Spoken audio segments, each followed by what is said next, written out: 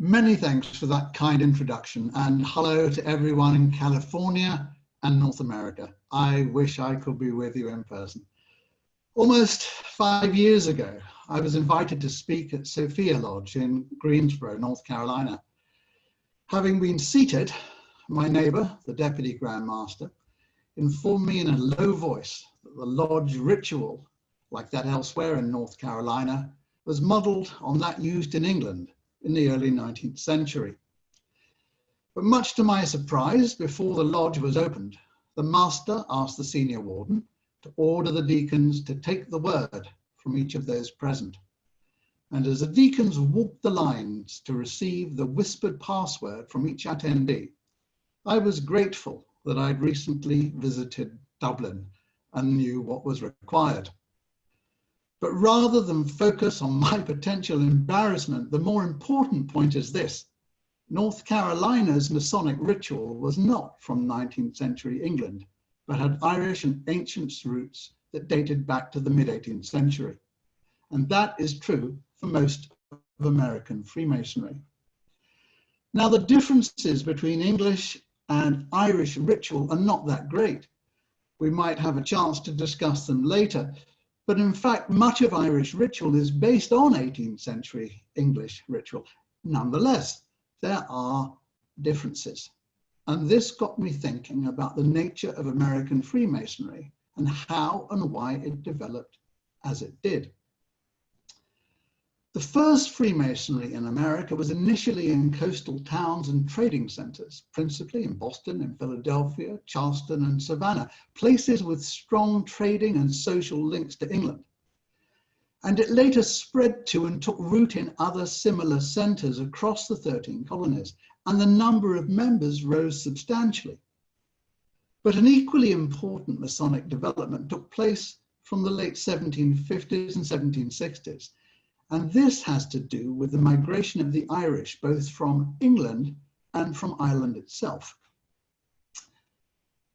When one pictures the Irish diaspora in America, the quintessential images are those of a Boston policeman or Philadelphia firefighter, faux Irish bars, the Chicago River dyed green, and St. Patrick's Day itself, marked by green and white parades in cities across America.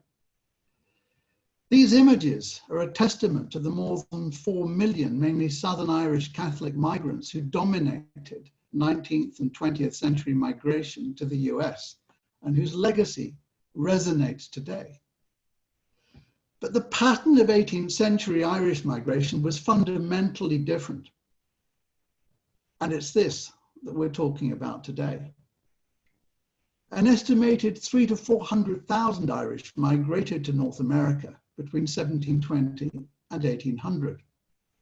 They included Catholics, Quakers, and some Anglicans, but most, well over 3/4, were Protestant Ulster Presbyterians, Scots-Irish, with a wholly different backstory to the Southern Irish who now epitomize Irish America. Although the number of 18th century Irish migrants is modest when compared to the millions who arrived in the following 2 centuries, it is significant nonetheless, and was equivalent to 10% or so of America's white population, which in 1790, at the time of America's first census, stood at around 3.2 million. It's also important to note that in the 18th century, the Scots-Irish population was not spread evenly across the 13 colonies. Scots-Irish migrants gravitated towards specific regions, especially Pennsylvania, West Virginia, and the Carolina Piedmont, the upland plateau between the Atlantic coastal plain and the Appalachians. And in those areas, they comprised half the local population, and often more.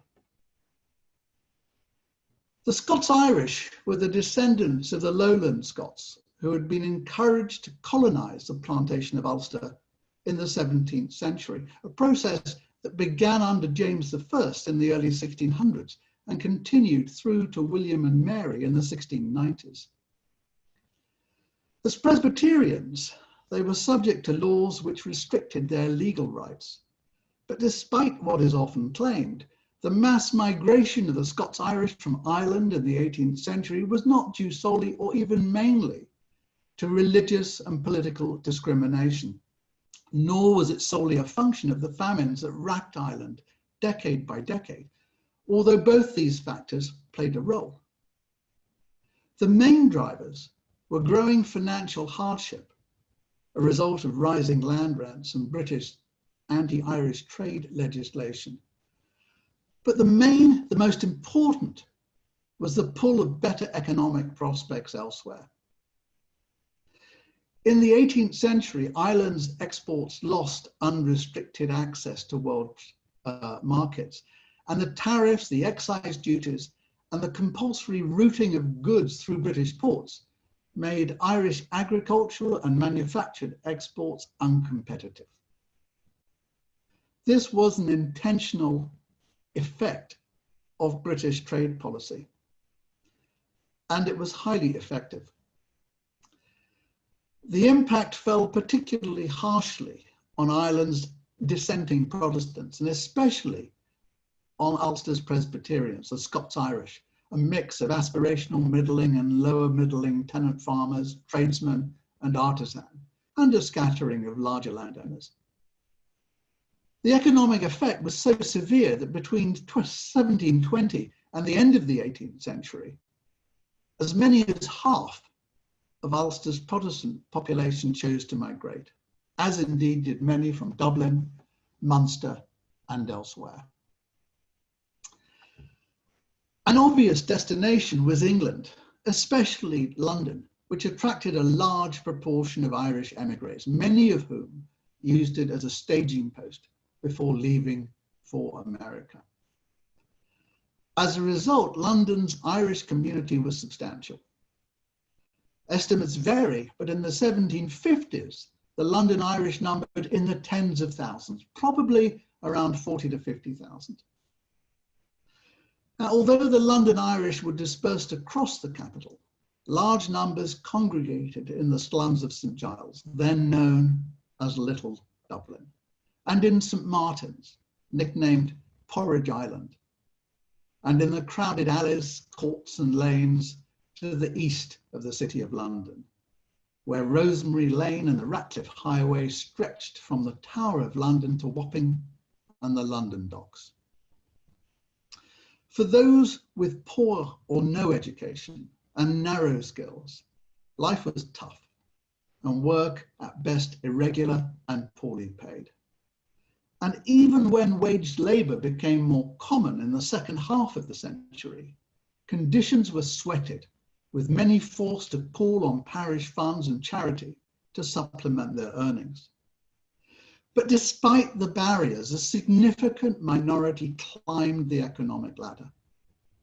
The number of Irish artisans and Irish-owned businesses expanded, as did those entering the professions, with many prospering and breaking free from poverty. And it was from this layer of aspirational London Irish that Antients Freemasonry was born. Let's look at Antients Freemasonry. There's a reason that Irish migrants formed or joined Ancients Masonic lodges. The vast majority were excluded from English Freemasonry. The schism between Irish and English Freemasonry was real, not contrived, and was principally a result of social hostility. Differences in Masonic ritual were put forward as the ostensible reason for the division. And in 1758, the Grand Lodge of Ireland ceased fraternal relations with the Grand Lodge of England, by then pejoratively tagged as moderns. And Ireland recognized the Antients Grand Lodge as the only legitimate Masonic authority in England.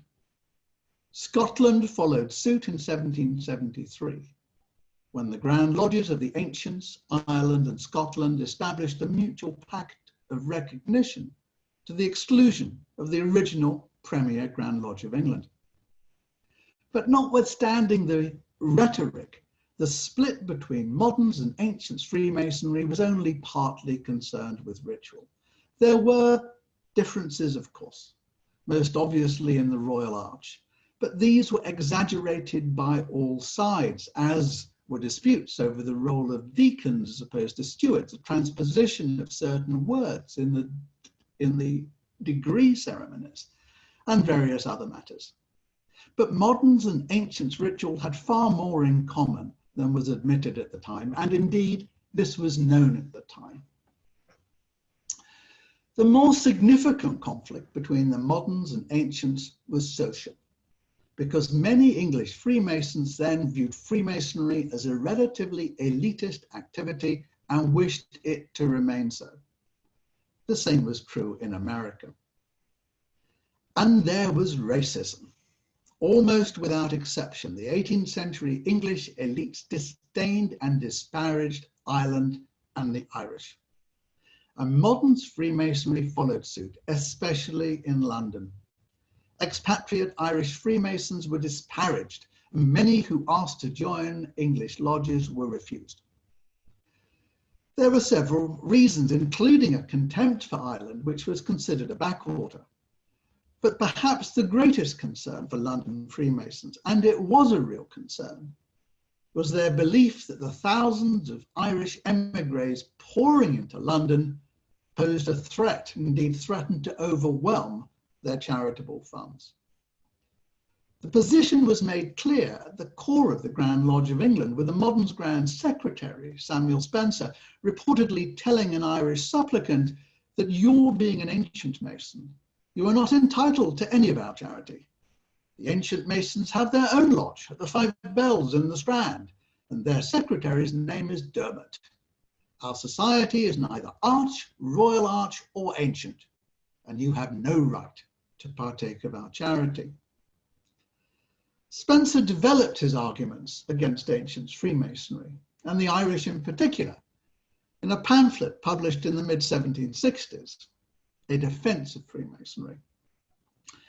His description of a 3-hour lecture by a red-hot Hibernian drips with sarcasm, as does his account of the initiation of a Sedan chairman who, to poor to settle his fees in full, pays half in cash and half via an IOU.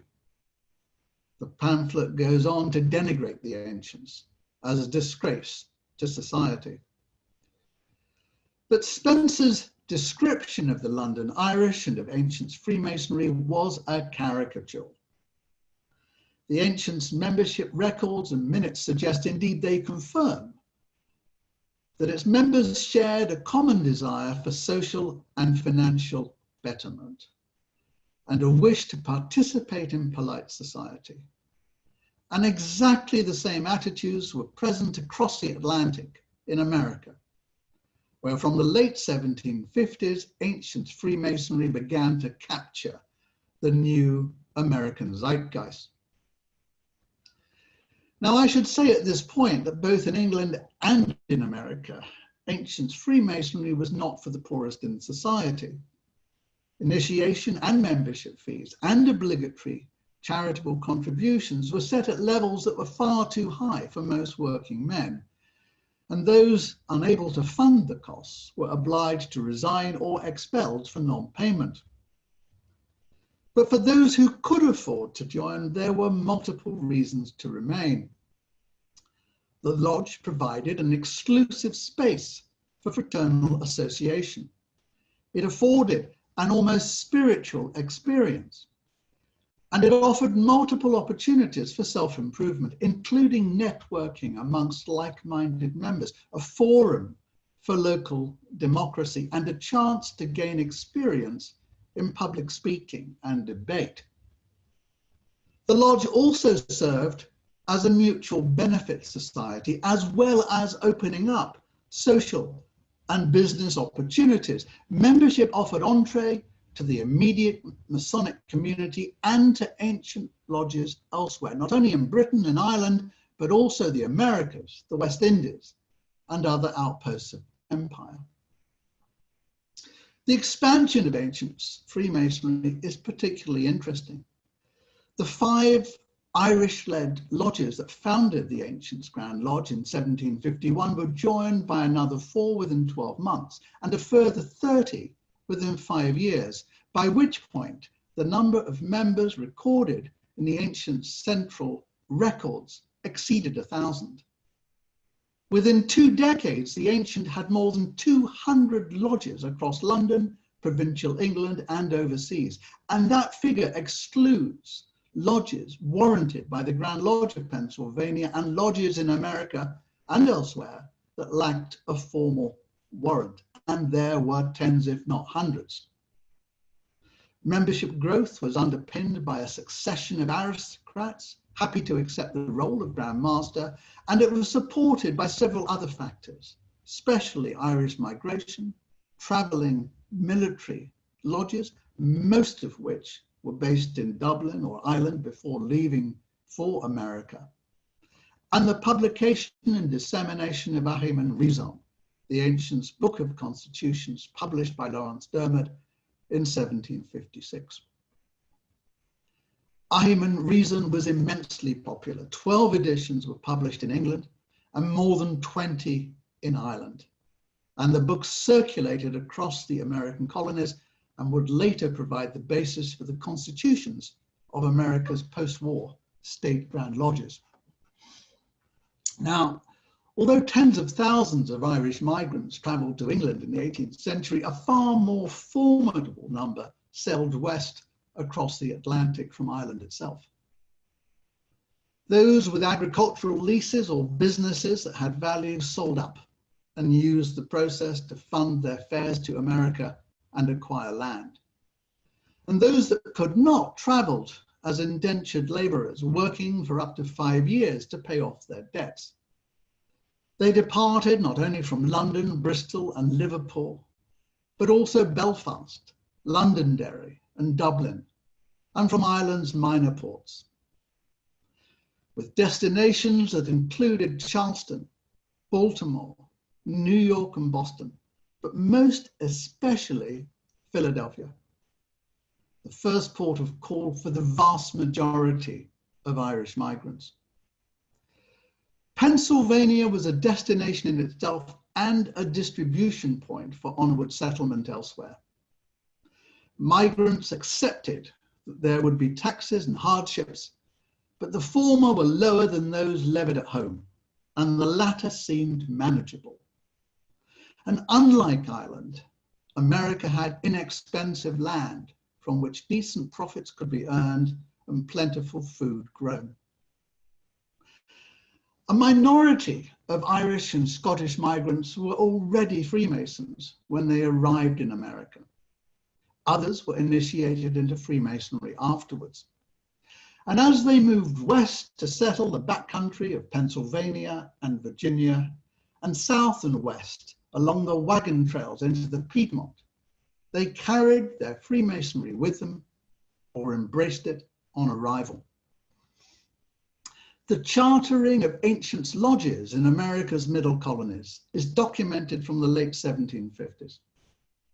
The Provincial Grand Lodge of Pennsylvania, formerly Philadelphia's Lodge Number 4, which obtained its ancient charter in 1759, was especially active, warranting lodges not just across Pennsylvania, but in Virginia, Delaware, Maryland, New Jersey, and both North and South Carolina.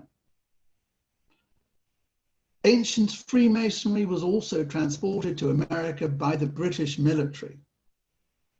As mentioned, many of the regiments were deployed to Ireland, where they were granted traveling warrants by the Grand Lodge of Ireland before sailing across the Atlantics.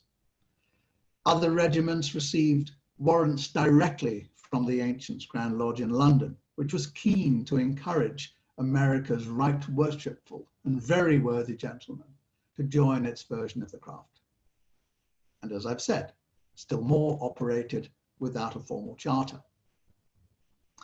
Across the Piedmont and in North Carolina in particular, the establishment of ancient lodges marked the path of Scots-Irish migration and the southern and westward development of America's frontier.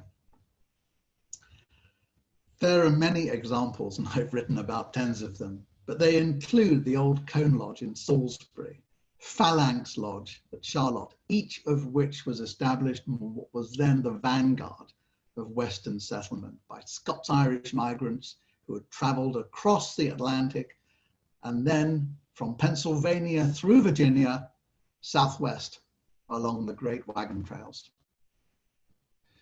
Now, from the 1730s until the 1760s, America's elites had recognized England, and London in particular, as the epitome of polite society. And their embrace of Freemasonry followed the elite fraternal association practices that were present in London. But from the mid-1760s, other factors began to intrude. America's opposition to the Stamp Act and the Townshend Acts, expanding migration, and the emergence of an aspirational middling class changed America's social and political dynamics, and Freemasonry changed with it. During the run-up to the War of Independence and throughout the war itself, many of those who practiced modern Freemasonry were associated with loyalism to Britain. Some fled, while others faced fines and the confiscation of their assets. In contrast, many patriots were associated with Ancients Freemasonry, which became the chosen fraternal association for many of those at the forefront of opposition to Britain. Following the war, the lodge became a preferred space for those who wished to associate with the new nation's new leaders. American Freemasonry was viewed as a font of Enlightenment virtues, high moral principles, and an organization that would work for the benefit of the community as a whole. This latter aspect was given tangible form at the dedication of new public buildings and monuments, from the Capitol in Washington, where the foundation stone was laid by George Washington, the nation's first president and an ancient Freemason, to the University of North Carolina at Chapel Hill, where General Williams Richardson Davie, the Grand Master of Freemasons in the state, a war hero, a national and state politician who had helped frame the US Constitution, presided over the Masonic ceremony. Same happened in Boston, at the Capitol building there, at the State House there, and indeed elsewhere. Based on those foundations, Ancients Freemasonry flourished in post-war America, with its members drawn from the elites and the middling, including farmers, merchants, storekeepers, tavern owners, and local politicians. And it was that accessibility and inclusiveness that changed the social dynamics of American Freemasonry.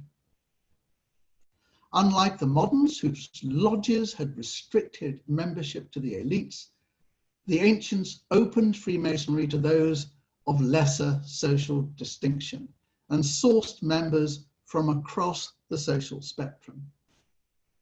At the same time, ancient Freemasonry claimed a history that dated back to time immemorial and followed an approach laid out by the London Irish some 4 decades earlier.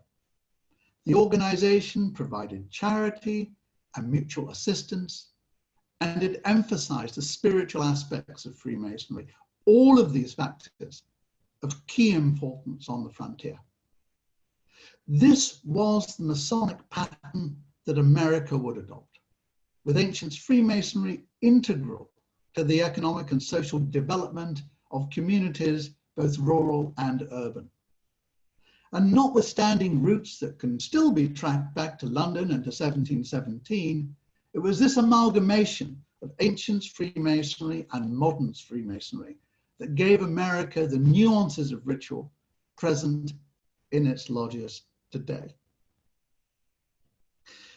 Before I finish, let me end on just one other note, a plug for Quatuor Coronati and our correspondence circle, an organization that has been in existence for the past 133 years, and an organization that is open to everyone, and especially to our American brethren. Brethren all, thank you very much for your very kind invitation and for your kinder attention. And now I'm open to questions. Thank you very much again.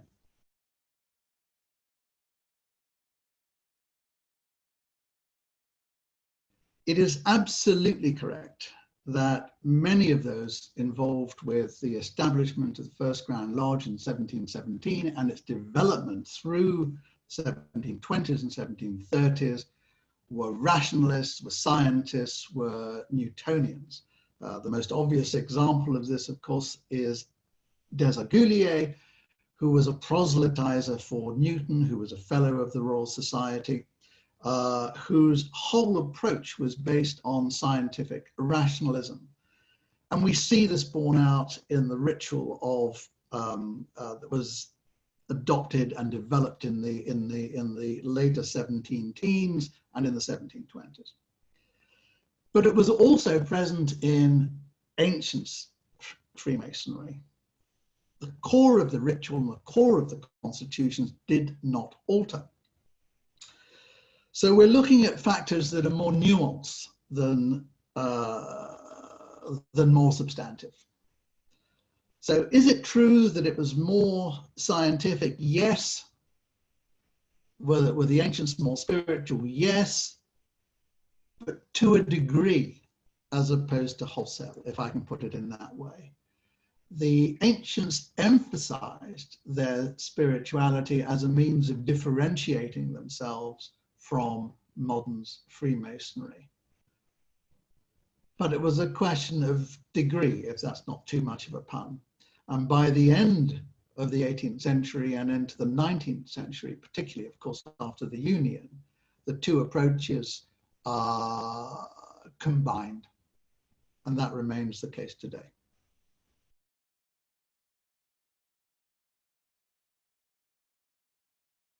American Freemasonry is an amalgam of English and Irish, and to a lesser extent, Scottish Freemasonry.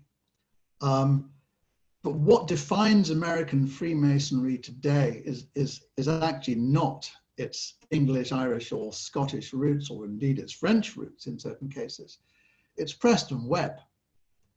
And Preston Webb developed a new form of Freemasonry, which set in stone, in my view, quite unfortunately, Masonic ritual.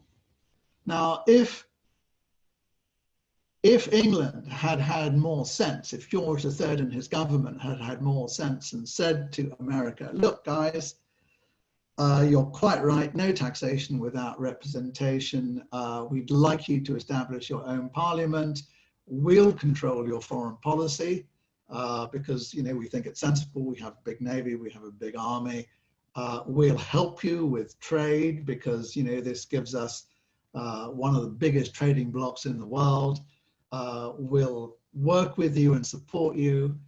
I think in those circumstances, American Freemasonry would very much have followed the English route.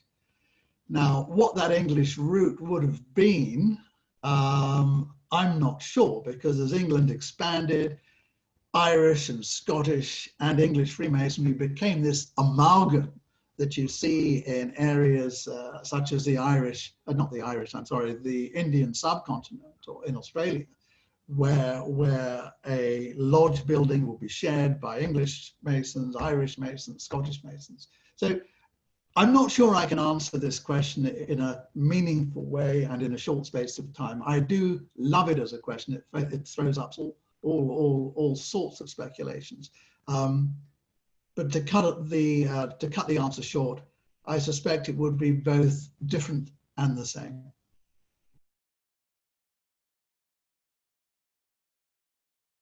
The short answer to that is no. What Preston Webb did was to develop a construct, partly for their own benefit. The ritual was promulgated by people who would earn money, either through the sale of books or the sale of other related material. It was developed in a political environment that was influenced by the Morgan affair, as indeed was much of American ritual. And today, yes, there are similarities between English, Irish, and American Freemasonry, but English and Irish Freemasonry has evolved. And I think this is one of the most important differences. In England today, there are at least 14 different types of ritual, and it does vary.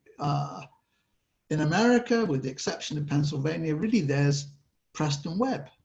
And a lot of what Preston Webb contains is in some ways misunderstood. I won't say wrong, but to give one example, just one example, that of the three distinct knocks. Preston Webb states very clearly that in each degree there are three distinct knocks, and in most American states these three distinct knocks are the same distinct knocks in each case. I won't say what they are, but you all know what they are. In English ritual, there are three distinct knocks, but each knock is distinct. So the tiler outside the door of the lodge is aware of what degree is being worked in the closed lodge. I've been in American lodges where the door to the lodge has remained open, which rather defeats the purpose, so that the tiler can see what is going on within the lodge. If Preston Webb had been more specific, I'll use that word, about which three distinct knocks should be used in each of the three degrees, there wouldn't be any need for that. So Preston Webb set in stone certain parts of Masonic ritual, which are either, as I say, incorrect or at best have been misinterpreted and misunderstood and misapplied by many states. I think that's unfortunate. If you look at how ritual developed, not just in the 18th century, but in prior years, it developed in an oral tradition in which it was passed down, which meant it varied lodge to lodge, town to town, region to region, country to country. And that, to my mind, is a good thing. It makes for interest, it makes for comparison, it makes for thought, if you will. Whereas a stultified form of ritual, I think, misses out. Now, you can take that as a personal view because I know this is extremely contentious. But one of the greatest pleasures in Masonic life is visiting different lodges in different countries and experiencing the different ritual. And if you stay within a single state, that is a significant loss.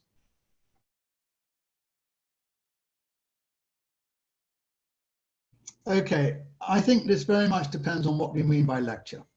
And we have in English ritual what are called the traditional histories. So, for example, an explanation of the tracing boards, an explanation of various events that occur in the lodge ritual in the first, second, and third degrees.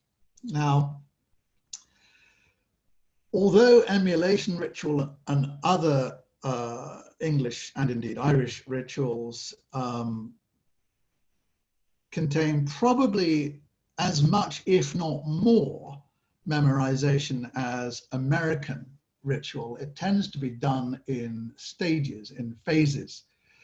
It would be very unusual for an incoming master of the lodge not to have participated in other ceremonies and shared in the work undertaken in those ceremonies. There are certain lodges in England, and I've been to them on a few occasions, where the incoming master does exactly what happens in America, where he goes through, in essence, the whole of the first and second and third degrees before being installed into the chair, as a means of demonstrating his skills in those degrees. And that is extremely similar to, you know, what happens in America. But in the main, that doesn't happen. And it doesn't happen, I think, for very good reason, because not all people are excellent ritualists. And it is, in my view at least, to the detriment of the lodge and to Freemasonry to limit progression only to those who are excellent ritualists. Now, I accept this is very contentious. I don't care. I think it's important that there are alternative views that are expressed, and I'm always willing to express them. So one of the problems of the American approach, and this is, I mean, I recognize it's a really, really difficult ground, but one of the problems, if you're going to focus on the ritual to that extent, then the people who get promoted are ritualists, and the people who then proceed up the Grand Line are ritualists. And ritual becomes the core, almost in some cases, the be-all and end-all. And I don't think it is the be-all and end-all. It's an important part, but it's not the be-all and end-all of Masonic life. And I think by allowing flexibility, one achieves a broader base, and one avoids the risk of alienating those who have phenomenally good hearts, but who don't have phenomenally good memories.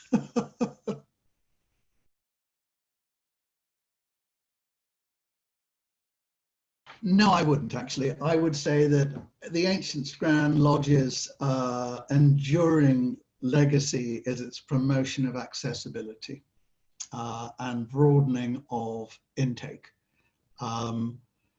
I think that set Freemasonry far firmer, broader, wider foundations than had existed previously.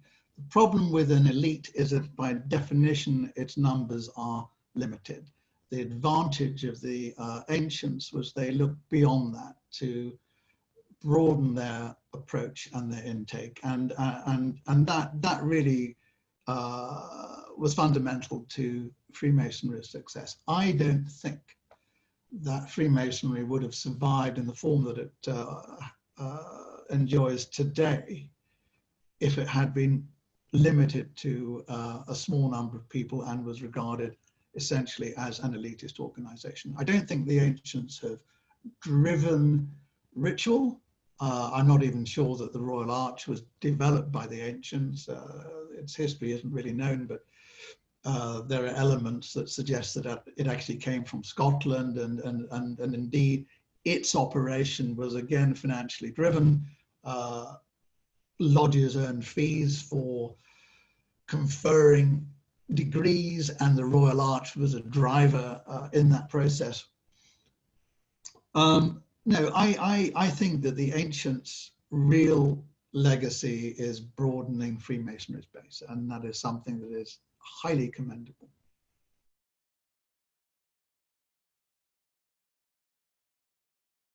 Cast your mind back, 250 years, thousands of miles from home. You're on the frontier. You're looking up at the Appalachian Mountains, the Blue Ridge Mountains. Times are tough. They really are. You've traveled on a wagon train down through the backlands, and there you are. What do? Well, you're trying to develop a homestead either on your own or with your family. What are your concerns? Your concerns, partly economic and partly spiritual. And one of your major concerns is that mortality rates are very high, life is short, and you don't want to get buried in an unmarked grave and be forgotten. This is a religious time. So what do the Masons do? One of the first things that the Masons do when they establish a presence in a town is they open a Masonic cemetery. And a Masonic cemetery is a characteristic of almost every town, large and small, on the frontier. And not just east of the Appalachians as you go west, right the way through across to California. to Washington, to Montana, to Oregon. The towns have Masonic cemeteries, to Denver, to Colorado writ large. They have Masonic cemeteries. They provide a sense of purpose and well-being and spirituality for their members. It is a mutual benefit society. The big difference, perhaps the biggest difference between moderns and ancients Freemasonry, was that charity was obligatory in an ancients lodge. In a modern's lodge, it was voluntary. And that approach is really important. If you're a member of the elites, it's noblesse oblige. You do it because you're expected to do it. In an ancients lodge, you do it because it's a mutual benefit society. At some point, you might need it yourself. So that characterized a lot of ancients Freemasonry on the frontier. Yes, it was relatively elitist. There's a local, politicians, the tavern owners, the storekeepers, the larger farmers, the lawyers, etc., who would be members, or one or two ranks down below the plantocrats on the eastern coast or the big merchants on the east coast.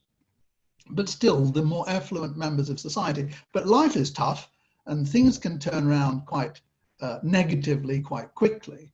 So to have that sense of mutuality and mutual security is important. So the lodge, the Masonic cemetery are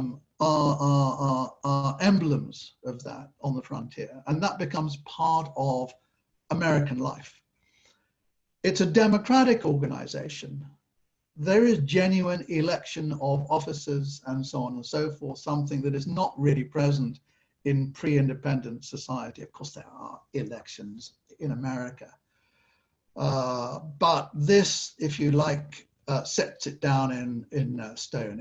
It really helps people. This is one of the first times that a chap can actually debate in polite society. I mean, one of the things you find when looking at the minutes of early American lodges is how polite they are. People are fined for interrupting. It's expected that you behave in an appropriate way. So yeah, it's in microcosm a means of developing society along politer lines and of also providing this mutuality and spirituality that is a function of what is needed and what is appropriate for the frontier.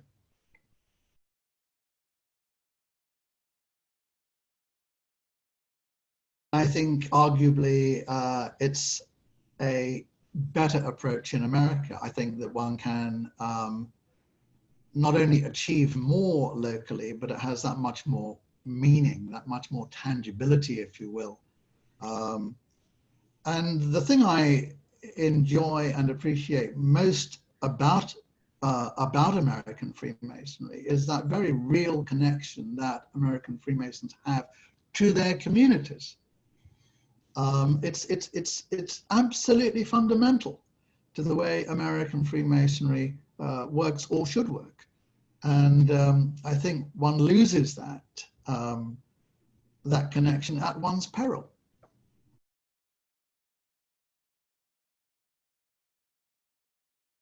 I think that's a very difficult contention to support. Actually, if we're talking about the continent of Europe as opposed to the continent of America, I think that's a very difficult contention to support. I haven't plugged any of my books, and I don't intend to, but I do mention in one of them, Espionage, Diplomacy, and the Lodge, I do mention how European, in particular French Freemasonry and Swedish Freemasonry develop in the 18th century. And I don't want to repeat all of that because it's a fairly long discussion.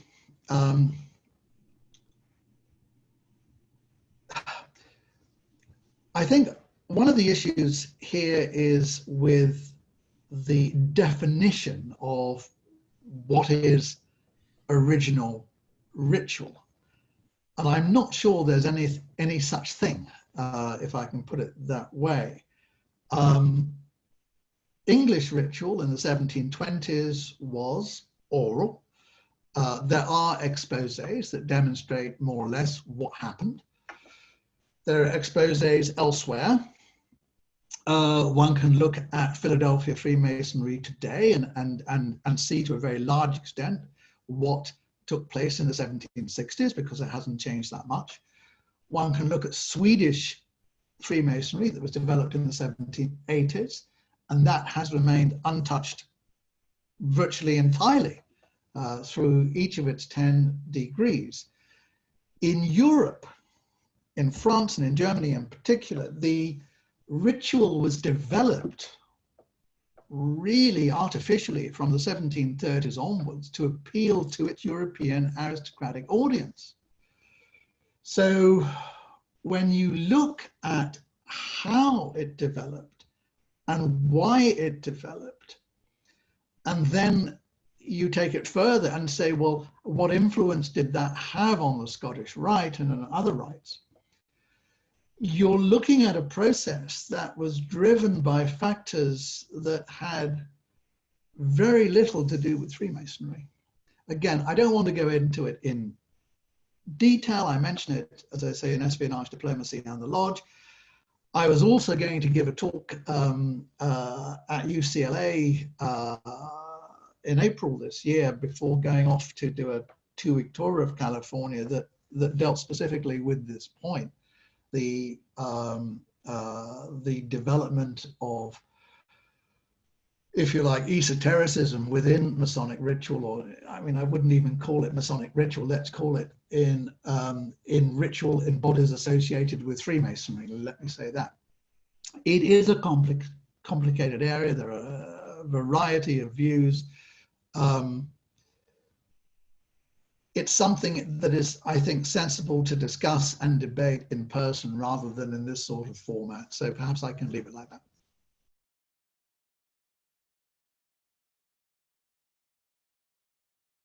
The Quatuor Coronati Lodge was the first research lodge established at the end of the Victorian period. And within a year of setting it up, the founders decided that it was not sensible to limit Masonic research to the lodge members alone, but to share that more widely. And to that end, they formed a correspondence circle. Now, can I recall exactly when that was? I probably could look it up, but let's just assume for argument's sake it was in the early 1880s, which is probably about right, because the correspondence circle has been going now for 134 years. The correspondence circle has two real purposes. It's both an input and an output organization. The input comes not only from lodge members in QC, but from members of the correspondence circle and from the wider Masonic community who submit articles, who submit papers, questions, and so on and so forth. It's designed to provide an approach to Masonic research, which is, I'll say, quasi-scientific. If you're going to make an argument, you need to substantiate that argument with evidence. It's insufficient to say, I think this, or I think that, or I believe the other. We need to look at the evidence. So what Quatuor Coronati and what the QC Correspondence Circle did and does was adopt that evidence-based approach to Masonic research. We set out a lot of this stuff on the website, which is the awkwardly named quatuorocoronati.com, easily misspelt, but normally if you look up QC Lodge online, you'll come to quatuorocoronati.com. If you go back to the slides, you'll see quatuorocoronati.com, and if you log on there, you'll see what is offered. The most important, I guess, is the annual transactions of the lodge, which is normally between 300 and 400 pages of Masonic papers, notes and queries, and so on and so forth, written to an incredibly high standard. It is the, I mean, notwithstanding Brent and my friends, you know, in Herodom, it is still the premier Masonic research publication in the world. I mean, it really is quite extraordinary. And the fact that it's been going for 133 years is equally extraordinary. So that's one of the things which we produce. We produce assistance with research, the website, of course. We hold conferences, we have seminars. We have local secretaries, our representatives across the world, including indeed, of course, in California, where you, Mike, and Adam are part of our network of representatives. You know, our aim is to instill a desire for Masonic research, to promote Masonic research, to assist with the development of Masonic research, to do so on an open, accessible basis. We don't want to restrict this to England, to Europe. This is something that's open to everyone, and it gains from being open to everyone. We share ideas. People have different perspectives, have different outlooks, and it's by combining those that we reach a truth, or at least we progress towards one. So, yeah, it's a very worthwhile organization. I've been involved with its management and operation for, I can't remember, maybe 6 years now.